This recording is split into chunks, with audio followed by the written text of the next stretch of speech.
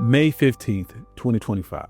Flames engulf Louisiana's famed Nottoway Plantation, reducing one of the largest, most opulent antebellum mansions to ashes. Yet behind its striking columns and its polished chandeliers and its lavish rooms lay an unsettling truth, a history woven into America's darkest fabric, the exploitation and oppression of enslaved Black lives. So today we're going to peel away the layers of grandeur and confront the powerful, uncomfortable narrative hidden behind Nottoway Plantation. So join me today while we discuss the destruction of Nottoway.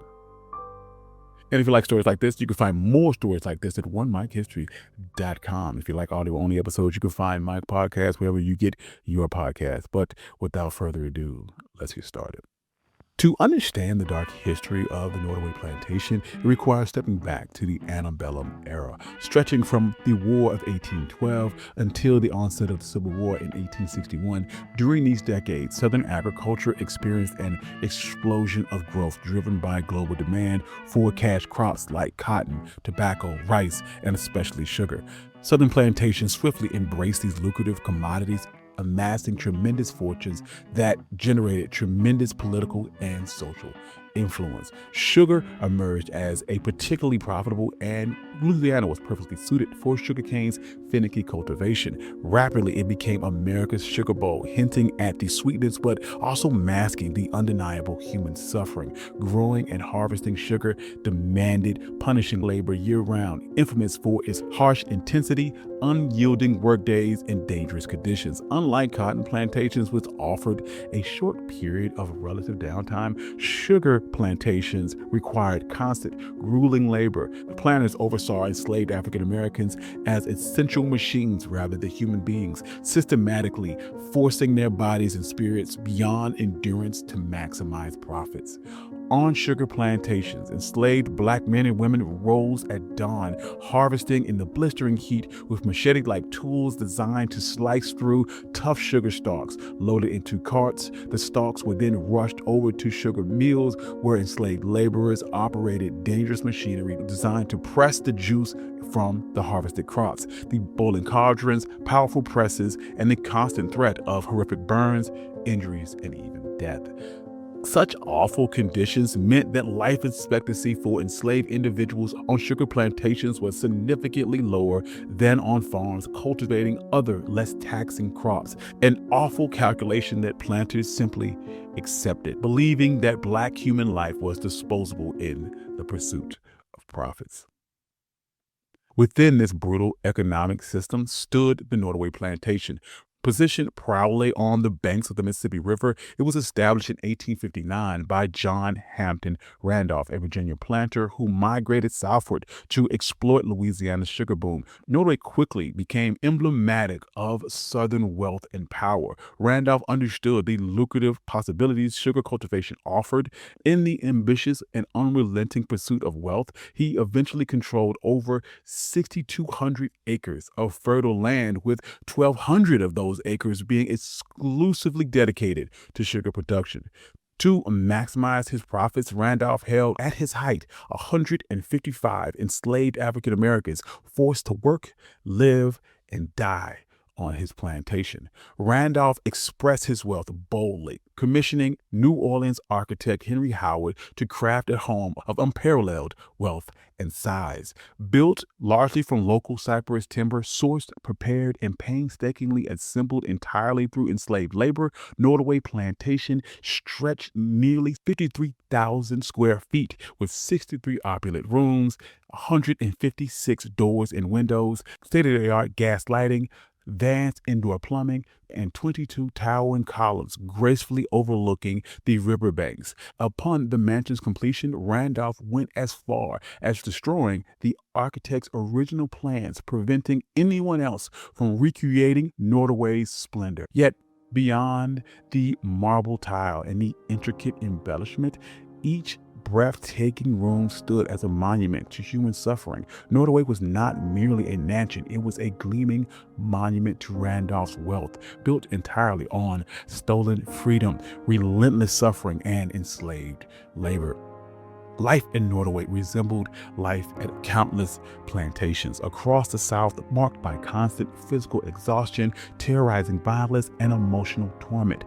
Randolph's enslaved workers spent their days planting, cultivating, and harvesting sugarcane under the punishing Louisiana sun. Overseers forced an atmosphere of relentless productivity, threatening and inflicting physical punishment through brutal whippings and beatings. Families lived under the ever-present threat of loved ones being torn away, sold off, and separated forever at their master's whim, creating psychological scars and emotional torment through countless generations. Within this stark and humbling slave quarters, life was a testament to resilience amidst brutality. Enslaved black men, women, and children endured unimaginable hardship and humanity systematically stripped away through relentless deprivation and oppressive surveillance embedded into the plantation's architecture itself. Yet, as tensions grew across America, the eruption of the Civil War in 1861 thrust plantations like Nottoway into uncertainty, threatening the very foundations of their existence and the complex systems of forced labor upon which they relied. Battles raged across the country, and freedom became entangled for millions of enslaved people, and the era of relentless oppression began to crumble. By the war's close in 1865, Nottoway's plantation stood remarkably untouched, only bearing minor physical scars of the conflict. Only a stray grape shot lodged into a once pristine column hinted at the turbulent times that the mansion had endured.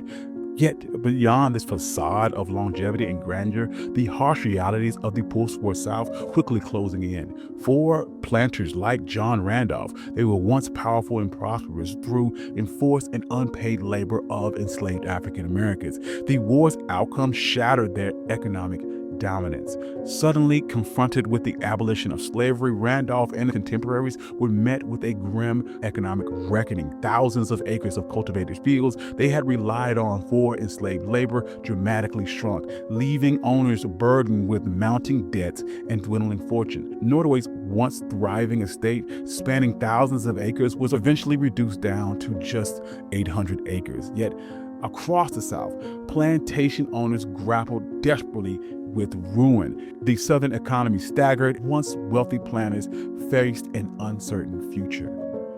In response, Southern planters turned to a system that replicated slavery's profitability and control. Sharecropping. Under this seemingly fair arrangement, black families would rent parcels of land, paying a substantial portion of their harvest as rent. Yet, quickly, sharecropping revealed exploitative heart. Planters manipulated contracts, charged exorbitant prices for supplies, enforcing unfair obligations and debt that became impossible to escape. Rather than freedom, sharecropping imposed a cycle of poverty, generational economic entrapment, and exploitation that mirrored slavery in all but the name.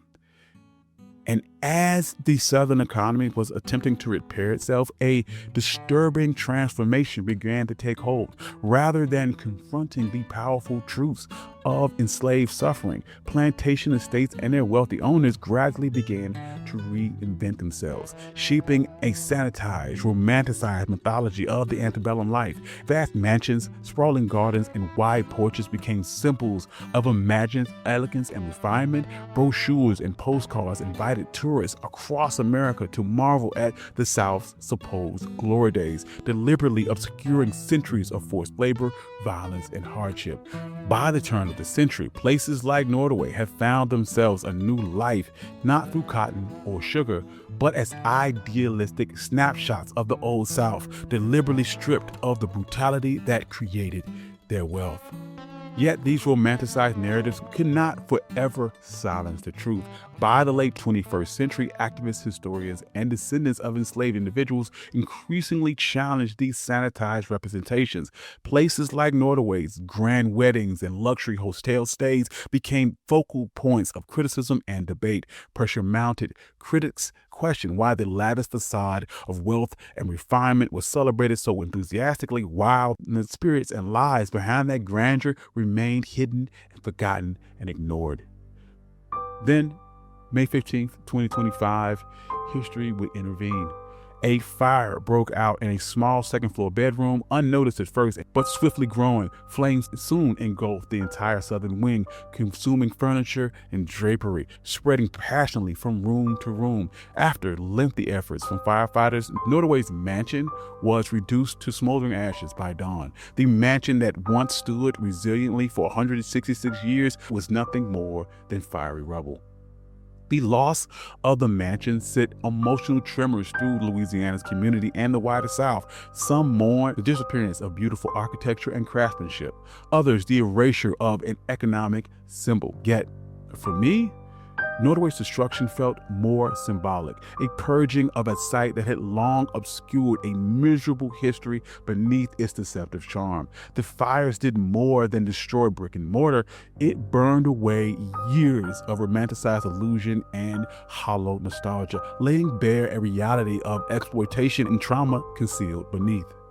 Just upriver, a contrasting reality stands in the Whitney Plantation, where the truth of enslavement isn't softened or romanticized. There are no weddings or photo ops. Instead, it presents enslavement in all its honesty and dignity, demanding the respect and reflection that it deserves. In Nottoway's fiery loss, we are perhaps given an opportunity to honor the truth, to dismantle long-held fantasies, to reshape our collective memory, and to understand the breadth and depth of American slavery, uncovering the authentic narratives long hidden behind idealistic facades. Though the flames consumed the mansion that embodied generations of distorted storytelling, the true history, resilient, haunting, remains stubbornly alive. By confronting these painful truths, we ensure that its legacy, the real legacy, will never again be hidden behind columns and grand staircases. Thank you. I'm your host, Country Boy. This was One Mic Black History, and this was the destruction of the Nottoway Mansion. If you like stories like this, you can find more stories like this at onemichistory.com. Also, I have a Substack. You can find me at One Mic History. Come join us. If you'd like to support the channel, you can do so on my Buy Me Coffee Patreon page in the description below. I also have audio-only episodes. You can find my podcast wherever you find your favorite podcast. And I'd like to thank all my financial contributors. I love you all. Without you, none of this could be possible. Peace.